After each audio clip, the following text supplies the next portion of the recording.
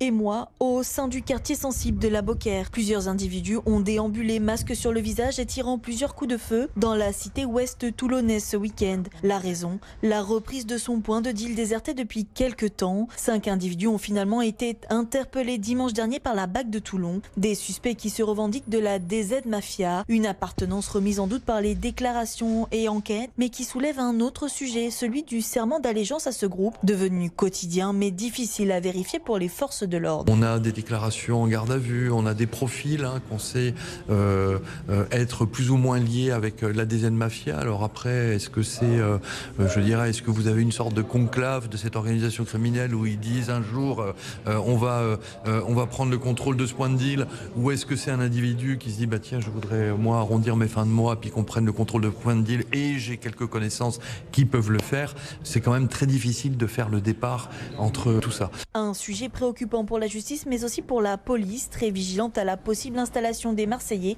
dans les cités varoises. À l'exception, effectivement, d'une tentative de pénétration de la DZ Mafia sur le Var qui a échoué grâce au travail d'investigation et de terrain, le Var reste relativement épargné, mais c'est un travail quotidien pour maintenir le terrain. En octobre 2024, 23 personnes soupçonnées d'être en lien avec le clan de la DZ Mafia et d'avoir tenté d'agir dans le Var avaient été mises en examen à Toulon.